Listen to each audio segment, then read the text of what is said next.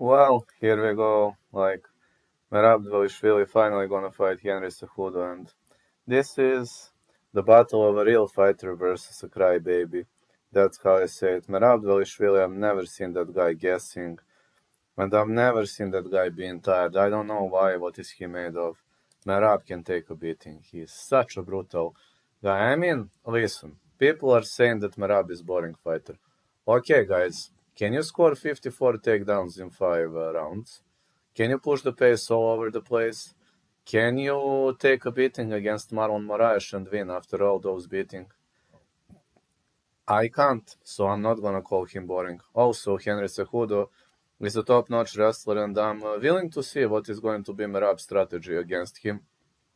I believe that Merab is going to win this fight. I believe Merab can score takedowns. The only thing I'm a bit scared are scrambles because Cejudo is a former wrestler. But I confidently believe that Merab is at his prime, that Cejudo is not in his prime anymore. I'm going Merab all the way. Say I'm crazy, but I'm going Merab all the way.